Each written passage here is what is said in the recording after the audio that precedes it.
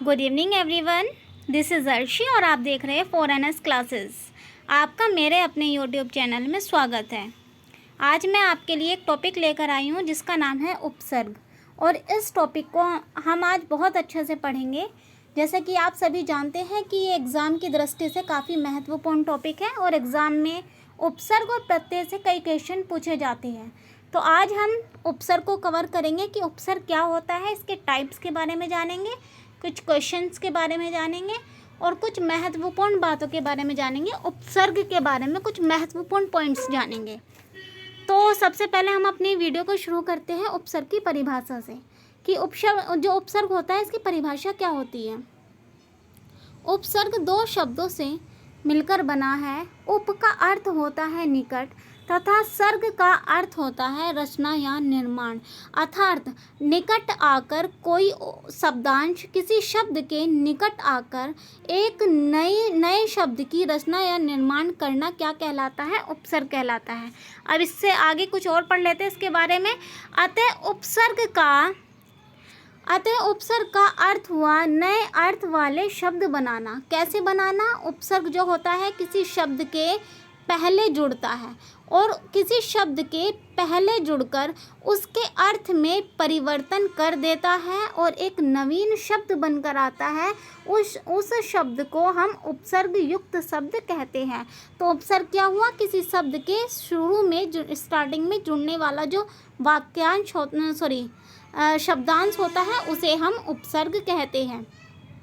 कई बार शब्दों से पहले कुछ शब्दांश जुड़कर उसके अर्थ में या तो परिवर्तन कर देते हैं या कुछ विशेषता ला देते हैं।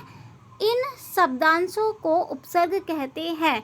एग्जाम्पल्स अब हम देख लेंगे। जैसे आप देखेंगे यहाँ पर लिखा हुआ है हार। हार का मतलब क्या होता है? हार का अर्थ होता है दो। एक होता है जो गले में पहना जाता है, गले में पहनने वाला हार, जो मतलब एक तरह से एक ज्वेलरी हो गई, और एक हार का मतलब होता है हारना। तो हार एक डिफरेंट वर्ड है। अगर हार में हमने उप जोड़ दिया तो एक नवीन शब्द बनकर आ गया उपहार। तो उपहार क्या हुआ? एक नया शब्द हुआ, अर्थ में परिवर्तन हुआ, तो ये उपसर्ग युक्त शब्द हुआ। और ये जो इस शब्द से पहले जो ये शब्दांश लगा है यही उपसर्ग कहलाता है। अब हम नेक्स्ट एग्जाम्पल देखेंगे। यहाँ पर भी हार लिखा हुआ है, हार से पहले हमने वी लगाया और विहार बनकर आ गया। तो ये जो किसी शब्द से पहले जो शब्दांश जुड़ा हुआ है यही हमारा उपसर्ग कहलाता है। आप कुछ याद रखने योग्य बातें जानेंगे। जो फर्स्ट पॉइंट है हमारा, जो काफ़ी इम्पोर्टेंट पॉइंट है, उपसर्ग का प्रयोग वाक्य में स्वतंत्र रूप से नहीं किया जा सकता। हाँ, बिल्कुल सही बात है। जो उपसर्ग होता है उसका प्रयोग हम वाक्य में डायरेक्टली नहीं कर सकते। उपसर्ग का प्रयोग स्वतंत्र रूप से नहीं किया जा सकता। क्लियर? अब नेक्स्ट पॉइंट देखेंगे। मूल शब्दों से नए नए शब्द बनने की प्रक्रिया को शब्द रचना या शब्द निर्माण कहते हैं। ये भी याद रखने की बात है। मूल शब्द किसे कहते हैं वो भी मैं अब आपको आगे बताने वाली हूँ। मूल शब्दों से नए नए शब्द बनते हैं और उनके बनने की जो प्रक्रिया है उसे शब्द निर्माण कहते हैं या शब्द रचना कहते हैं। आ गया समझ में? होपफुली कि आ गया होगा। अब आगे देखते हैं नेक्स्ट पॉइंट। उपसर्ग जिन शब्दों में लगता है उसे मूल शब्द कहते हैं। अब जैसे कि हमने लगाया था वी प्लस हार, तो हार में हमने हार एक पूरी तरह से अपना अर्थ लिए बैठा है, इसका मतलब ये शब्द है। जब किसी शब्द का अर्थ होता है तभी वो शब्द कहलाता, अन्यथा शब्द नहीं कहलाता जब उसका अर्थ नहीं आता।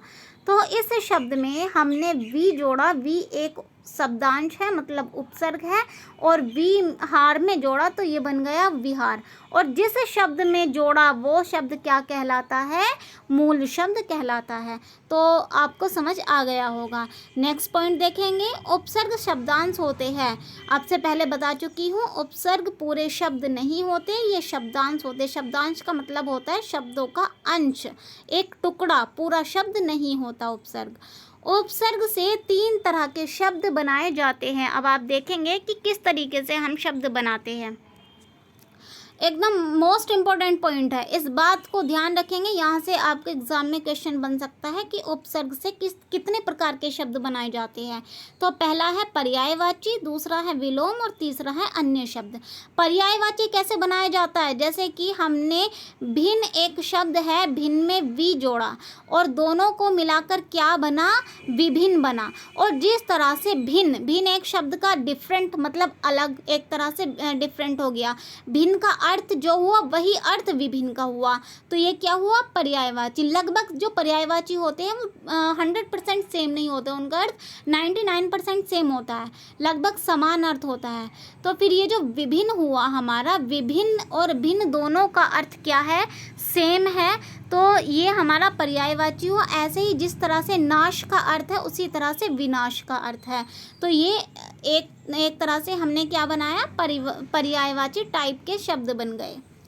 तो आपको ये समझ में आया होगा कि उपसर्ग से हम पर्यायवाची शब्द भी बनाए जा सकते हैं। ऐसा नहीं है कि जो हम उपसर्ग लगाते हैं उसे एक नवीन शब्द ही बनकर आएगा। नवीन तो आएगा लेकिन वो समान अर्थ का भी हो सकता है। ऐसा नहीं है कि वो बिल्कुल ही डिफरेंट अर्थ का बनकर आएगा, ऐसा बिल्कुल भी नहीं है कि वो सेम अर्थ का भी बन के आ सकता है। अब नेक्स्ट देखेंगे विलोम शब्द कैसे बनता है। अब आप जानते हैं सत्य, सत्य मतलब सच, सत्य में ए जोड़ दिया बन गया असत्य, विलोम हो गया। अब ऐसे ज्ञान, ज्ञान में ए जोड़ दिया अज्ञान। तो जो उपसर्ग होते हैं उनसे विलोम शब्द भी बनाए जा सकते हैं। नेक्स्ट हम देखेंगे अन्य शब्द। अन्य कैसे, कार एक शब्द है, कार में हमने उप जोड़ा बन गया उपकार। ना ये पर्यायवाची है ना ये विलोम है, ये हुआ अन्य शब्द की लिस्ट में आ जाएगा। तो अब यहाँ आप अनुकरण में देखेंगे, करण एक शब्द है, करण में अनु जोड़ा क्या बन गया, अनुकरण बन गया। तो ये एक नवीन शब्द बनकर आया और ये अन्य शब्द की लिस्ट में आ जाएगा। अब आप खुद ही सोचिए कि या तो पर्यायवाची बनेंगे या विलोम बनेंगे या अन्य शब्द बनेंगे, इससे अलग किसी टाइप का कोई शब्द नहीं बन सकता। अब हम अपनी वीडियो को आगे लेके चलते हैं तो हम उपसर्ग के भेद पर आएंगे। तो उपसर्ग के भेद के बारे में अब हम जानेंगे कि हिंदी में 4 प्रकार के उपसर्गों का प्रयोग किया जाता है। हिंदी भाषा में 4 प्रकार के उपसर्गों का प्रयोग किया जाता है। वो 4 प्रकार के उपसर्ग कौन कौन से होते हैं, आइए उन्हें भी देख लेते हैं। सबसे पहले हम देखेंगे संस्कृत के उपसर्ग। सबसे पहले संस्कृत के उपसर्ग, फिर हिंदी के उपसर्ग। संस्कृत के उपसर्ग जो हिंदी में प्रयोग किए जाते हैं उनकी संख्या होती है 22। मोस्ट इम्पोर्टेंट, आप चाहे अपने नोट्स में इसे नोट कर सकते हैं कि संस्कृत के जो उपसर्ग होते हैं उनकी संख्या कितनी होती है, 22 होती है। हाँ, ये संभवतः 22 है, इनमें एक आधा घट बढ़ सकता है, लेकिन जो अधिकतम जो विद्वान हैं उन्होंने इसकी संख्या 22 ही मानी है। ऐसा नहीं है कि बिल्कुल 22-23, ये एक आधा ऊपर नीचे हो सकता है। अब आप हिंदी के देखेंगे, इसी प्रकार हिंदी के आपको कितने उपसर्ग मिलेंगे, 13 उपसर्ग मिलेंगे। हाँ, मैं वीडियो में आगे आपको बताने वाली हूँ कि कौन कौन से ये उपसर्ग होते हैं और याद करने की ट्रिक भी हम देखेंगे। अब नेक्स्ट देखते हैं अरबी और फारसी के उपसर्ग। अरबी फारसी के उपसर्ग नंबर 3 पर हमने देखा अरबी फारसी के उपसर्ग। ये कितने होते हैं, ये संख्या में 19 होते हैं। 19 होते हैं और ये अधिकतम विद्वानों द्वारा माना गया है। अंग्रेजी के देखेंगे, अंग्रेजी के होती है 6। तो ये सभी मैं अभी आपको बताने वाली हूँ। अब आगे हम अपनी वीडियो को लेकर चलते हैं। अब कुछ क्वेश्चन है आपके सामने, इन क्वेश्चन का जो आंसर है वो आप सभी देंगे। फर्स्ट क्वेश्चन लेकर आई हूँ मैं। उपनाम शब्द में उपसर्ग है। एक शब्द है उपनाम, इसमें कौन सा उपसर्ग है, उ है, उपी है या उप है। तो आप देखेंगे कि सबसे पहले उपसर्ग छांटने का क्या तरीका है, जो शब्द हमें दे रखा है इसमें सबसे पहले हम मूल शब्द देखेंगे कि मूल शब्द क्या हो सकता है। अगर मैं आपको बताऊं, अगर आप बिल्कुल ही मोटे दिमाग से लेकर चल रहे हैं तो आप देखेंगे पनाम कोई शब्द होता, पनाम कुछ भी नहीं होता। पनाम तो आप देखेंगे नाम तो होता है ना, बिल्कुल सही बात, नाम होता है। नाम एक मूल शब्द अगर आपको मिल गया, उसमें क्या जुड़ा हुआ है, उप जुड़ा हुआ है। तो क्या हो जाएगा हमारा correct answer option number D. अब हम इसे इस तरीके से भी देख सकते हैं कि इसमें उपनाम में ऊ नहीं हो सकता, बड़ा ऊ तो है ही नहीं, तो 100% ये नहीं हो सकता। ओपी इसमें लगा नहीं है, ये भी नहीं हो सकता। अब या तो ये होगा या ये होगा। अब आप देखेंगे कि पनाम का अर्थ नहीं है, तो हम उप ही लगा देंगे, उप will be the correct answer. Next question देखेंगे। इन क्वेश्चन के बाद भी मैं आपको इसके बारे में कुछ इंपॉर्टेंट नॉलेज देने वाली हूँ, कुछ महत्वपूर्ण पॉइंट्स देने वाली हूँ। अब नेक्स्ट क्वेश्चन है, किस शब्द में सु उपसर्ग का प्रयोग नहीं हुआ है? सबसे पहले आप इस नहीं को ही सर्कल कर लेंगे। अगर ये नहीं छोड़ दिया तो आपका क्वेश्चन सही नहीं होगा, मतलब गलत हो जाएगा। इस नहीं को ज़रूर पकड़े रखना है। बहुत बार एग्ज़ाम में ऐसा होता है कि हम नहीं जो है इसे रीड करना ही भूल जाते हैं, तो हम इस नहीं को सर्कल कर लेंगे, जिससे यह हमें याद रहे कि इसमें नहीं लिखा हुआ है। अब सु उपसर्ग का प्रयोग मतलब इसमें 3 तो ऐसे हैं जिसमें ये सु लगा हुआ है, और इसमें एक ऐसा है जिसमें ये सु नहीं लगा हुआ। अब आप देखेंगे सुनार, सुकांत, सुमन, सुशील। अब चारों में सु दिखाई दे रहा है, लेकिन फिर भी इसमें एक ऐसा है जिसमें उपसर्ग नहीं लगा। अब इसकी ट्रिक क्या है? ट्रिक नहीं, एक समझाने वाली बात है कि अगर हमें देखना है तो सबसे पहले हम मूल शब्द ही छाटेंगे। मूल शब्द क्या है? अब ऑप्शन नंबर डी को देखेंगे। अगर मैं इसमें से सु हटा दूं, क्योंकि सु उपसर्ग हमें दे रखा है ऑलरेडी, सु हटा दिया, शील बचा। शील का अर्थ होता है, बिल्कुल सही, हाँ अर्थ होता है, तो ये हमारा सुशील में सु उपसर्ग लगा है, बिल्कुल सही है।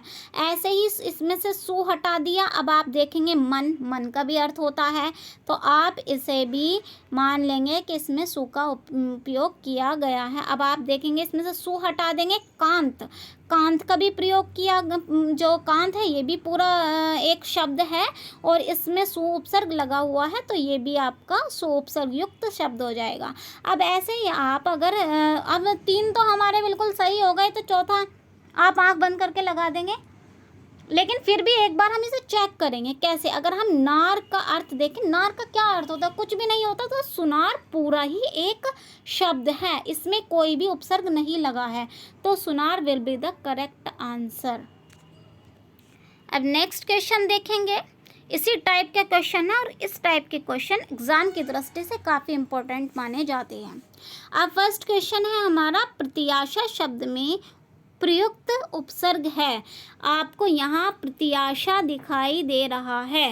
अब आप इसमें उपसर्ग छाटेंगे। सबसे पहले आप इस प्रत्याशा का मूल शब्द छाटने की कोशिश करेंगे, लेकिन अगर ऐसा आपसे नहीं हो पा रहा है तो पहले चलो उपसर्ग सेट करके देख लेते हैं। अब प्र, अगर हमने प्र लगा दिया, इसमें नीचे से स्टार्ट कर रहे हैं, तो त्याशा का कोई अर्थ होता है? नहीं होता, तो ये हमारा गलत हो जाएगा। अब प्रति, अगर आपको मैं दिखा दूँ प्रति, क्या आपको इसमें प्रति दिखाई दे रहा है? बड़ी ई की कहीं मात्रा दिखाई दे रही है? नहीं दिखाई दे रही है, तो ये भी हमारा गलत हो जाएगा। अब प्रथ, प्रत भी नहीं हो सकता, क्योंकि याशा का कोई अर्थ नहीं है। अगर हम इसमें से प्रत भी काट दे तो याशा का कोई अर्थ नहीं है, तो प्रत भी नहीं हो सकता। लेकिन अगर हम यहाँ देखेंगे, संधि जिसने पढ़ी होगी वो बिल्कुल अच्छा से इसे अपना कर सकता है। प्रत्याशा, कल मैंने आपको बताया भी था कि जिस य र व से पहले अगर आधा तय आ जाए तो वहाँ कौन सी संधि होती है, वो मैंने आपको बताया था, यण संधि होती है।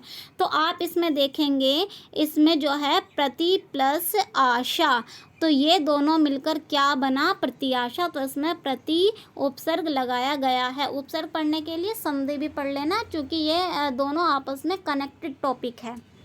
तो option number A will be the correct answer. अब आगे चलते हैं।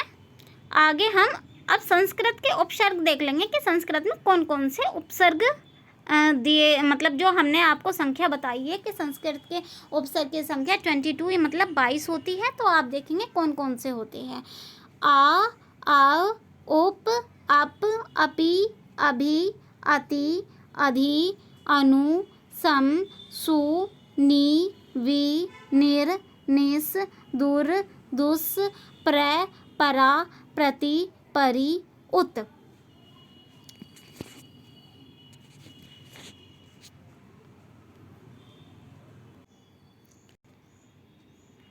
अब आइए देख लेते हैं हम संस्कृत के उपसर्ग की। संस्कृत में कौन कौन से उपसर्ग होते हैं, जो हमने बताया था आपको कि संस्कृत में 22 उपसर्ग होते हैं।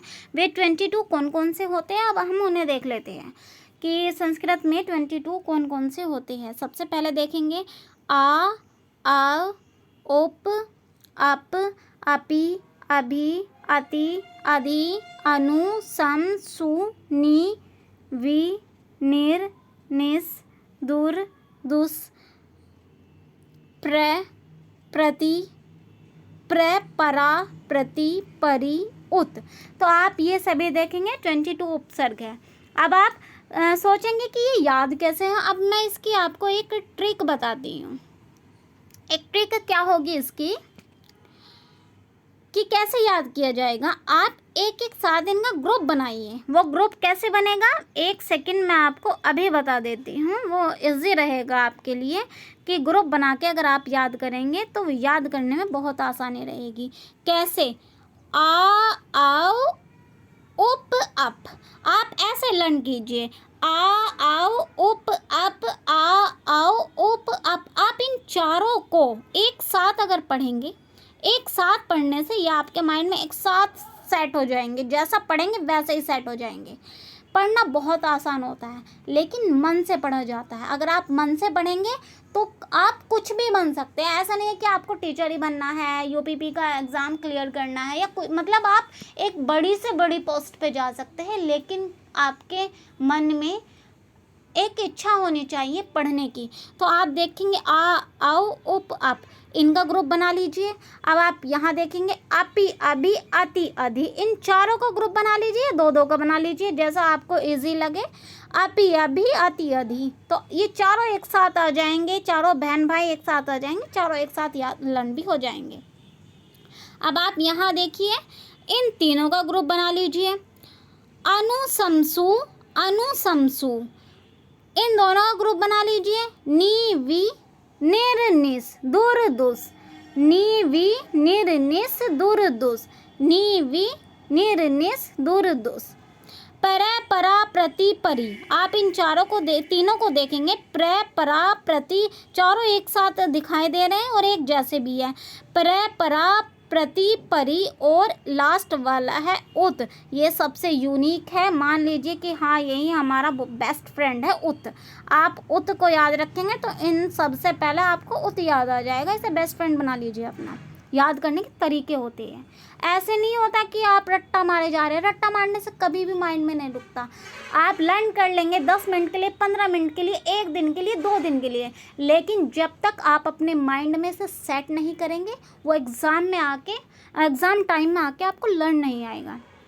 तो आप क्या करेंगे कि इन चीज़ों को अपने माइंड में सेट करने के लिए आपको क्या करना पड़ेगा, इन्हें अटैचमेंट देना पड़ेगा। अपने माइंड से अटैचमेंट दीजिए, तो आप डेफिनेटली किसी भी चीज़ को बहुत इजी तरीके से पढ़ सकते हैं, लर्न कर सकते हैं। तो अब हम अपनी वीडियो को आगे लेके चलते हैं। कुछ अरबी फ़ारसी की भी देख लेंगे हम। तो अरबी फ़ारसी के जो होते हैं उनमें मैंने कुछ इम्पोर्टेंट ही लिए हैं। इन्हें याद करने की भी ज़रूरत नहीं है, तो खुद ही अरबी और फ़ारसी जैसे ही दिखाई दे रहे हैं। कम, खुश, गैर, दर, ना, बे, बा, बे, ला, बद, हर, हम, सन। मतलब ये तो आपको देखने से पता ही चल जाएगा कि हाँ अरबी के हैं। अगर फिर भी एक बार आप पढ़ लेंगे तो ज़्यादा, मेरा मतलब मैं अगर अपना बताऊँ तो मुझे अरबी फ़ारसी के उपसर्ग पढ़ने की ज़रूरत ही नहीं है, क्योंकि ऐसे आप ये दिखा देंगे खुश नसीब, गैर इरादतन, दर बदर, बदनसीब, ऐसे ऐसे वर्ड आपको इसमें दिखाई देंगे। तो ये खुद ही आपको अरबी फ़ारसी से दिख जाएंगे, तो इसे लर्न करने की नीड नहीं है। अब हम आगे चलते हैं, अंग्रेजी के उपसर्ग देख लेते हैं। अब अंग्रेजी के उपसर्ग में हम देखेंगे कि ये संख्या में कितने होते हैं, 6 होते हैं। सब, डिप्टी, जनरल, वाइस, चीफ और हेड। अब इनका मैंने अर्थ भी यहाँ आपको एक फ़ोटो इसमें लगा रखा है। इसमें अर्थ भी है और इसमें जो निर्मित शब्द भी है, मतलब इनसे बनने वाले शब्द। अब आप देखेंगे सब का अर्थ होता है अधीन या नीचे। अब ये यहाँ पर आपसे एक क्वेश्चन और यहाँ से ये बन जाता है। एक आपको वर्तनी अशुद्धि के क्वेश्चन आते हैं, आपको दे देगा ऐसे अधीन, अधीन, तो आप अधीन चूज़ करना। अधीन कोई वर्ड नहीं होता। तो आप देखेंगे यहाँ पर सब का अर्थ होता है अधीन या नीचे, जैसे सब इंस्पेक्टर मतलब इंस्पेक्टर के अधीन काम करने वाला, सब डिवीज़न मतलब ये क्या है, अधीन में काम करने वाले हैं, नीचे काम करने वाले हैं। अब ऐसे देखिए डिप्टी का मतलब होता है सहायक, सहायता करने वाला, डिप्टी मजिस्ट्रार, डिप्टी मिनिस्टर। तो आप यहाँ से ये अच्छे से समझ सकते हैं। जनरल का अर्थ होता है प्रधान या मुख्य, जैसे कि जनरल मैनेजर, बहुत सारी कंपनीज़ में बहुत जगह होते हैं general manager, general secretary. Vice को देखेंगे, वाइस का अर्थ भी सहायक होता है, जैसे कि वाइसराय, वाइस चांसलर। चीफ का अर्थ होता है प्रमुख, ये तो याद करने की ज़रूरत ही नहीं है, जैसे chief minister, chief secretary. Head का अर्थ भी मुख्य होता है, हेड का अर्थ होता है मुख्य, हेड मास्टर, हेड क्लर्क। तो होपफुली आपको समझ में आ गया होगा। ये बहुत ही इजी टॉपिक है, लेकिन इतना भी इजी नहीं है, जब तक आप प्रैक्टिस ना करें तब तक ये इजी नहीं बनता। अब हम लेके चलते हैं आपको कुछ क्वेश्चंस की तरफ। ये क्वेश्चन हम देखेंगे, अपनी स्क्रीन को थोड़ा छोटा कर लेते हैं। क्वेश्चन बहुत अच्छा है, 4 से 5 क्वेश्चन ले रखा है, ज़्यादा टाइम वेस्ट नहीं करूँगी, लेकिन सेलेक्टेड क्वेश्चन लिए हैं जो मैंने पिछले एग्ज़ाम में पूछे भी गए हैं और इसी टाइप के आने वाले एग्ज़ाम में पूछे जाएंगे। तो आप देखेंगे निम्नलिखित शब्दों में से कौन सा शब्द प्र उपसर्ग से नहीं बना है। इस नहीं के बच्चे को मत छोड़ देना, नहीं बना है, प्र 3 में तो लगा है और 1 में प्र नहीं लगा है। आप देखेंगे सभी में प्र आपको दिखाई दे रहा है, प्रसिद्ध, प्रयुक्त, प्रसन्न और प्रश्न और आप देखेंगे यहाँ पर प्रभाव। आप यहाँ प्रसिद्ध, इसमें प्र हटा के देखो पूरा शब्द बच रहा है, सिद्ध बिल्कुल बच रहा है, इसमें भी प्र हटा दो, युक्त बिल्कुल पूरा शब्द बच रहा है। अब इसमें प्र हटा दो, आदर्श न का कोई अर्थ आ रहा है, नहीं आ रहा है। तो इसका मतलब क्या है कि ये जो है प्रश्न, ये पूरा प्रश्न एक पूरा ही शब्द है और इसमें कोई भी उपसर्ग का प्रयोग नहीं किया गया है। और ऐसे प्रभाव में देखेंगे प्र हटा दिया तो भाव का पूरा अर्थ आ रहा है। तो ऑप्शन नंबर सी है, ये बिल्कुल सही आपका आंसर हो जाएगा। नेक्स्ट देखेंगे, दूसरा क्वेश्चन हमारे सामने आ गया है। इसका जो है एक ऑप्शन ऊपर की साइड आ गया है, आप इसे समझने की खुद ही कोशिश कर लेना। उपसर्ग शब्द में कौन सा उपसर्ग लगा है, देखो कितना इजी है और कितना अच्छा क्वेश्चन है कि उपसर्ग शब्द में ही कौन सा उपसर्ग लगा है। तो आप देखेंगे उपसर्ग क्या है, स्टार्टिंग में जुड़ने वाला, स्टार्टिंग में लगने वाला, स्टार्टिंग में लगेगा उपसर्ग। सर्ग जो है ये तो खुद मूल शब्द है, ये तो हो नहीं सकता। उपस, इसमें अगर उपस हम मान लेते हैं तो ग में ऊपर को र निकाल दिया तो इसका कोई अर्थ नहीं होता, ये भी नहीं होगा। अगर हम उ को देखेंगे पसर्ग का कोई अर्थ नहीं होता। अगर हम उप को देखेंगे, उप प्लस सर्ग, सर्ग में उप जोड़ा तब उपसर्ग बना। तो option number A will be the correct answer. अब हम आगे चलते हैं, आगे देखते हैं निम्नलिखित, नेक्स्ट क्वेश्चन को हम स्क्रीन पे ले आए हैं। निम्नलिखित में से किस शब्द में परा उपसर्ग नहीं है। नहीं, परा को जब देखो ये परा वाला मतलब जिसमें उपसर्ग नहीं है तो ये बहुत इजी होते हैं ढूंढने। इसमें अब परा है, परा को ही हटा देते हैं, इसका भी परा हटा दिया, इसका भी, इसका भी, इसका भी। आप देखिए धीन, मर्श, भव और जय, जय का अर्थ हो गया, भव का अर्थ हो गया, मर्श का अर्थ हो गया। लेकिन अगर आप यहाँ देखेंगे पराधीन में, तो पराधीन में जो है ना वो जो उपसर्ग है इसमें पर प्लस अधीन है। तो ये option number A will be the correct answer. इसमें परा उपसर्ग नहीं लगा है।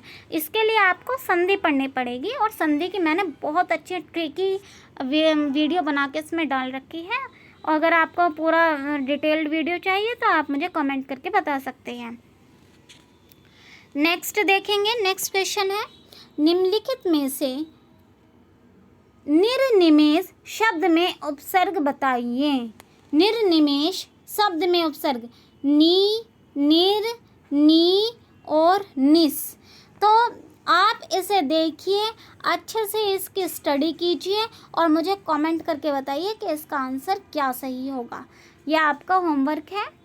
मैंने जितना अच्छा हो सका मैंने अपना 100% दिया आपको समझाने के लिए। उम्मीद करती हूँ आपको मेरी वीडियो बहुत अच्छे से पसंद आई होगी। और अगर आपको मेरी वीडियो पसंद आई है तो लाइक करना बिल्कुल ना भूलें, शेयर करना भी ना भूलें, और मेरे चैनल को यदि आपने अभी तक सब्सक्राइब नहीं किया है तो सब्सक्राइब भी ज़रूर कर लें। Thanks for watching and have a good day.